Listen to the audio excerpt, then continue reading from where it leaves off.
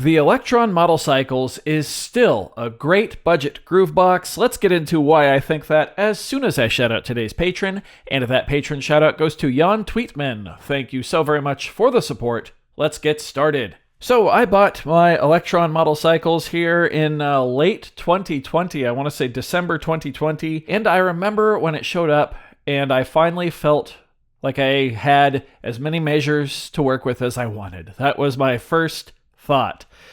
See, really the only Groovebox I had used before then were the pocket operators, and then most notably the OPZ, which gives you 16 patterns, each 4 bars long.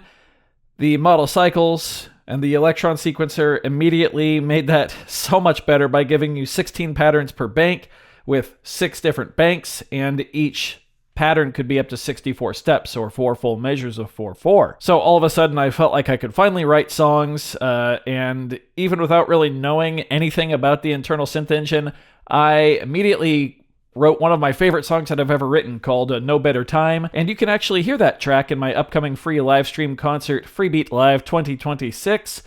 Let's roll the little ad for that right now, shall we? Did you know that you can have your music featured in my upcoming free live stream concert, Freebeat Live 2026? It's super easy. Either watch the video linked in the description below, or simply read the instructions listed there as well. Everyone who submits a qualifying entry will be featured, so be sure to check out Freebeat Live 2026, coming Friday, August 21st at 7 p.m. Pacific, and Saturday, August 22nd at 11 a.m. Pacific for live music, giveaways, and more. Hope to see you there.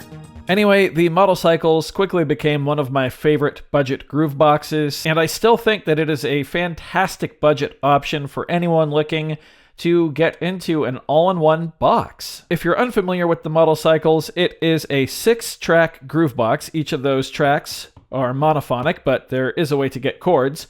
And it has 6 different engines, and each of those engines are FM-based. So this is an FM-based Groovebox. You have a small but pretty potent and sensibly organized amount of controls for those 6 different engines. Any engine can be on any track, and you can actually switch between your engines on a per-step basis, which is cool. As I mentioned, the sequencer gives you 16 patterns per bank, with 6 different banks, and each pattern can be anywhere from 1 to 64 steps long. You can have different pattern lengths between your tracks as well, which is really cool. And the whole package can be found new for $349 US, and you can pick them up used in the low 200s as of the filming of this video. I saw one for $230 on Reverb in great condition, so yeah, pretty affordable. Looks-wise, it has none. It's super ugly, right? It looks like a piece of hospital equipment. But that's okay.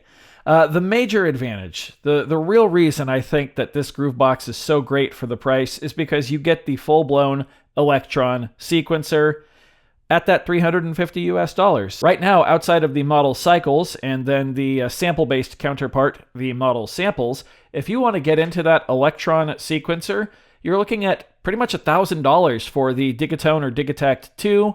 The Syntact is also up there. The Toneverk is like $1,600. The Octatrack new is like $1,600, and even the Mark I is almost $1,000 on the used marketplace now. If you want to get into that Elektron Sequencer and Elektron workflow, you're going to pay for it unless you go for one of these boxes. So how does that workflow look? Well, let's pick one of our 6 tracks here. We'll pick track 1, which right now is a kick drum engine. I can actually change that if I want here.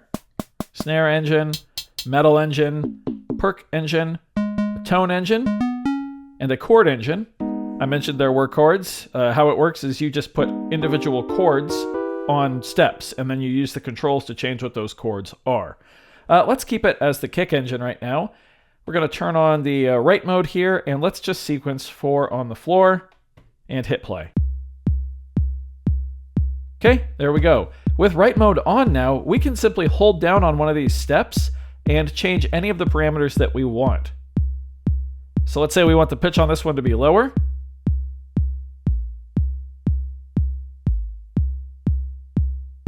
There we go, 4 semitones down. If I hold down on a step, I can see that it's a C5. We can see I've got a velocity of 100. The length of the step is just a 16th note. We've got our level there of the track, as well as the panning for it. And all of that can be adjusted just using the main knob there. We can also just change the parameters of a track as a whole by turning the knobs.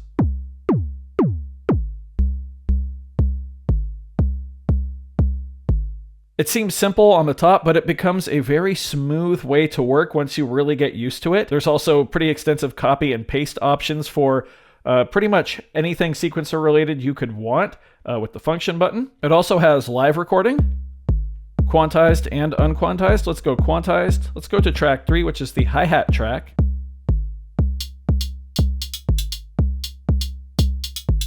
Okay, we can see right there, we've got our steps entered in. Going to turn on gate for this step right here. So now it's going to play a little bit longer. Could also get a similar effect with the decay knob here. So let's put it on this step. We're going to hold this one down.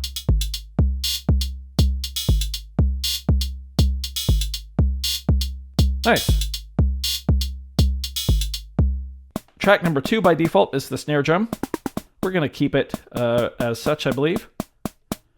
Now, we can also use function and press the engine button to go to the presets menu, where we can find presets of different sounds and different categories of sounds for pretty much the entire engine.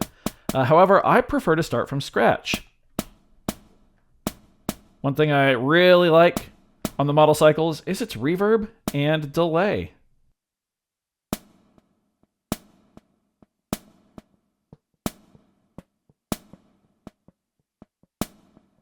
Go ahead and sequence that on steps 5 and 13, or beats 2 and 4.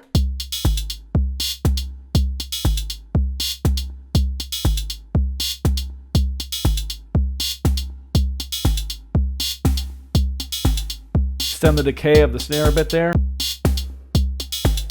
We can hold function and mute tracks too. So now we're just listening to the snare drum track. It's kind of hard to explain necessarily what color, shape, sweep, and contour do for every sound and every engine. You really just kind of have to play with them, but there's a lot of sweet spots that you can find between the 4 knobs. And all of these knobs are parameter lockable to steps as well. Let's throw a ghost note in here. How about right here on the end? And on that, I'm going to turn the volume way down using this knob right here. Want to make sure you're holding down the step so it actually just affects that step rather than affecting everything, you know? Let's bring in our other tracks.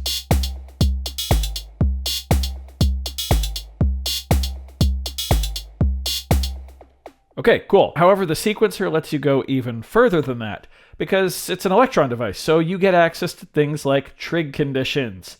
So let's say we want this little ghost note here on the final step, which, by the way, let's bring the volume up a bit more. Let's say we want that to only trigger 50% of the time. Well, we can do that by holding it down and using the chance knob here. We can actually set the exact percentage that we want it to trigger. We can also tell it to trigger every 2 times, once every 3 times, 2 every 3 times, 1 every 4 times, 4 every 4 times. There's a lot that you can do here. You can also have it trigger depending on what a neighboring step is doing, or maybe just the first time through a pattern, or not the first time and every other time through a pattern. There is a ton here. Or you can do one of my favorite things and have it mapped to the fill function. The fill command, by the way, is accessed just by holding the page button when the sequencer is running. So let's add in a few more snare drum hits here. And I'm going to do 2 there, and I'm going to hold the new ones down, at least some of them, and then use the chance knob here to set them all to fill. So yeah, you can actually adjust the parameters of multiple steps at the same time. Okay, so now let's run the sequencer, and we're going to hold the page button to trigger those fills.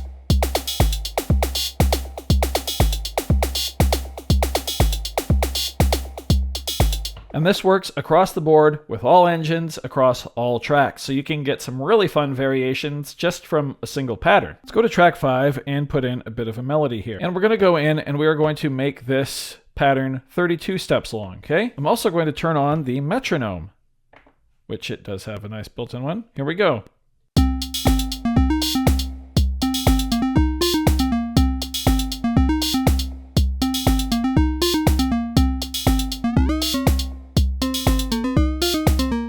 Remember, it is an FM Groovebox, so it's going to be really good at some of those metallic tones.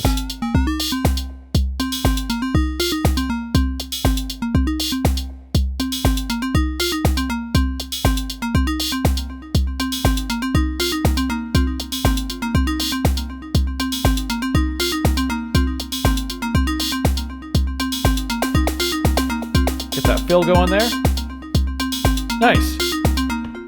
Beautiful, right? It's pretty easy to work with. Now, I skipped track number 4. I could actually go in and make that another tone track and play something completely different.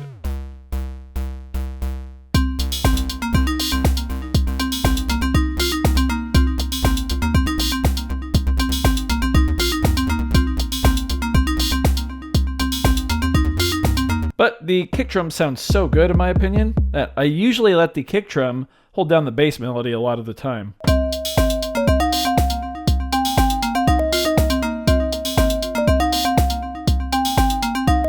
But let's talk about the chord machine or chord engine on track 6. Again, you can have any engine, any machine on any track, but let's cover this here.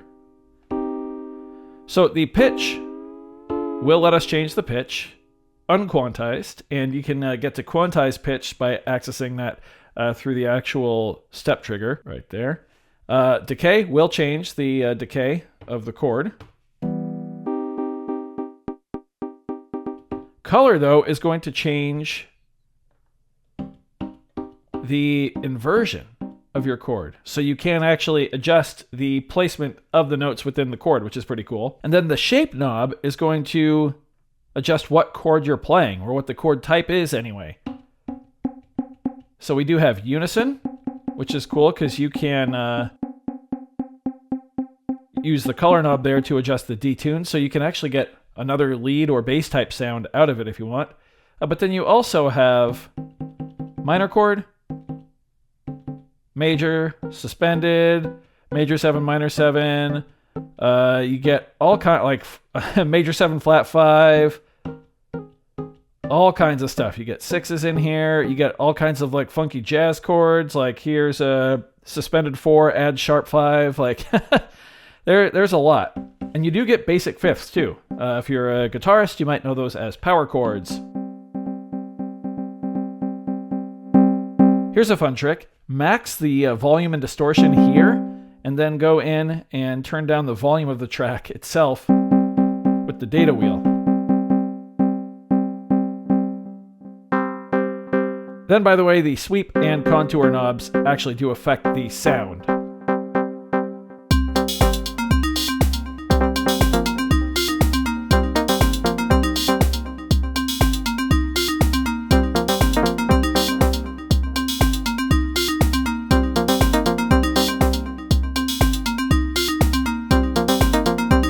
As you can hear, we're just off and jamming now. Nice, super easy to throw something down like that. And because these are editable per step, remember, you can change your chords and the inversions and the pitch and the decay and everything, and have it be on a per step basis.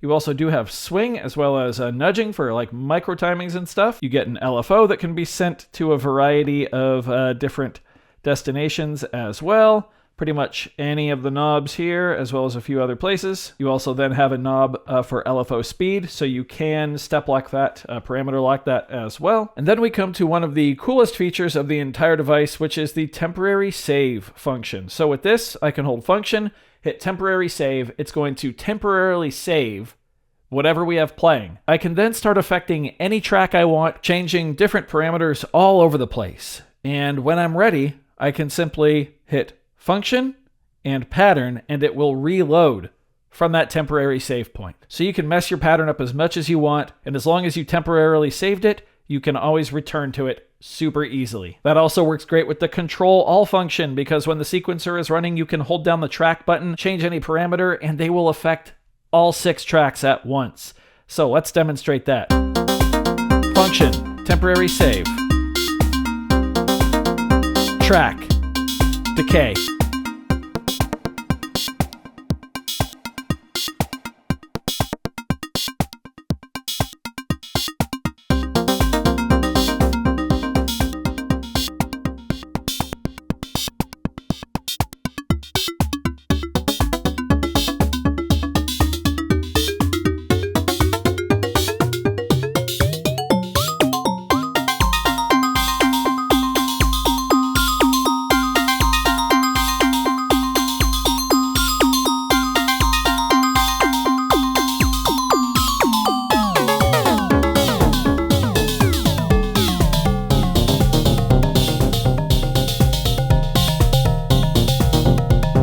Now everything across all 6 tracks only has a 47% chance to trigger.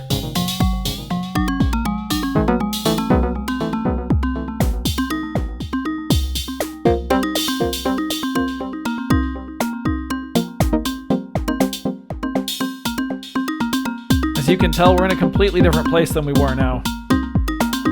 Let's add some swing to everything.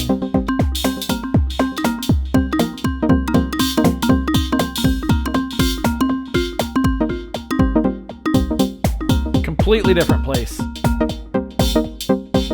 Gonna bring the swing down so it doesn't get crazy. When we reload right now. There we go. Don't forget we have the fill function too.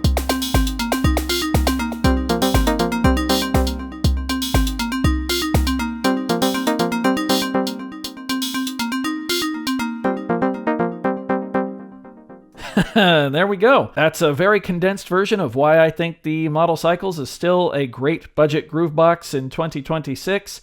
Downsides would be that it has USB micro B for USB transfer for patches and stuff. Speaking of USB, I believe that's pretty much all you can do with it. It doesn't have stem export or anything like that. I think it might have an audio in over USB, but it's micro, so who wants to use that? It does have TRS MIDI in and out though, which is cool.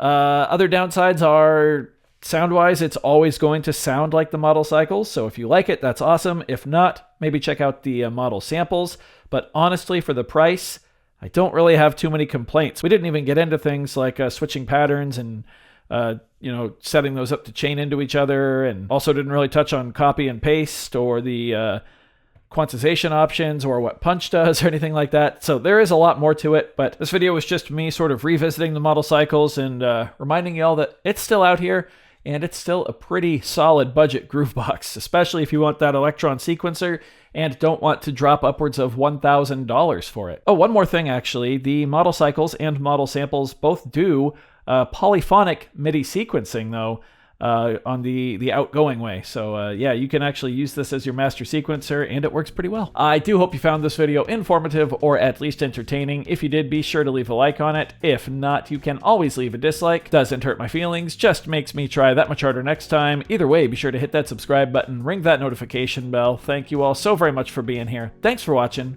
We'll see you next time. Bye.